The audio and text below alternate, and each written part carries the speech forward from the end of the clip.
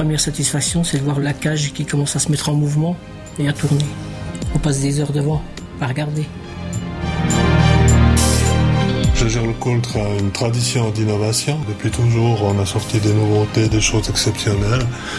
Et ça n'a jamais arrêté. C'est ce jeu, et c'est toujours le même jeu de la Reverso, de la simplicité mêlée à la complexité et à la sophistication qui font l'unicité du produit et qui font son succès.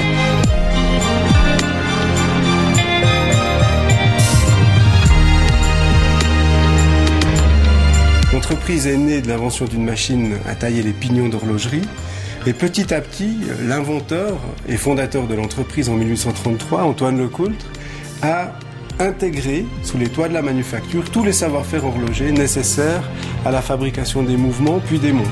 C'est clair, on a vraiment tout le monde sous la main, donc on dit on a 40 métiers dans la manufacture, donc c'est des métiers de production, des métiers artisanaux, des métiers de design, des métiers d'ingénieur, tout le monde est là et on peut vraiment discuter ensemble pour régler tous les problèmes le plus rapidement possible.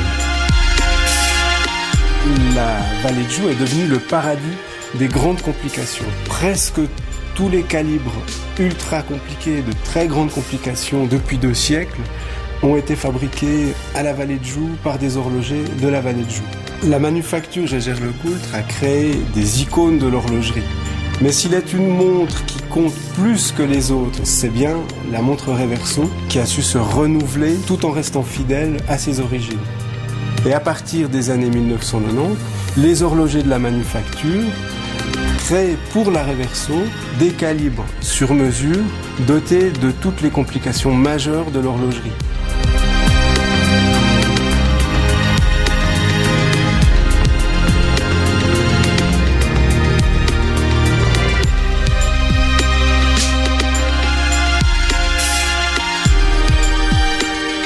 Le gyrotourbillon est là pour compenser les différences de réglage qu'on a dans les positions. Alors on a vraiment toujours la même marche, quelle que soit la position de la montre. Que la montre soit portée, qu'elle soit posée sur la table, on n'a aucune différence.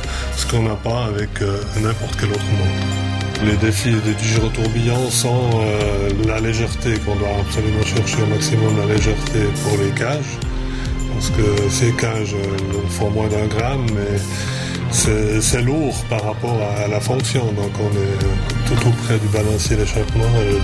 La moindre masse est, disons, néfaste. Donc on doit rechercher des matériaux qui sont le plus légers possible, mais qui malgré tout puissent remplir leur fonction.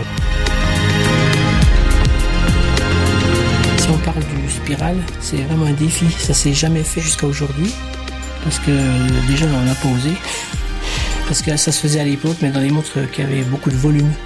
Et à réussir à miniaturiser un spiral de la sorte, c'est vraiment un exploit.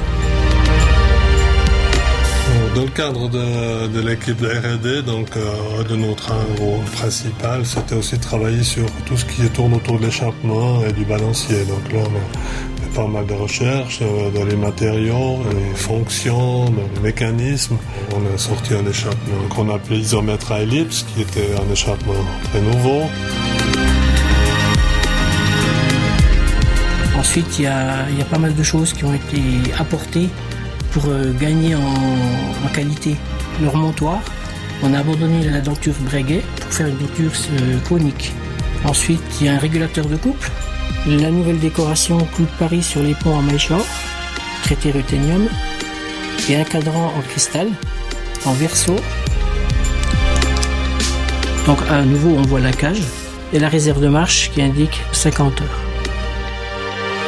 On a des tests interne à la manufacture, le test Miller, et elle le passe sans problème. Elle paraît fragile, mais elle ne l'est pas du tout.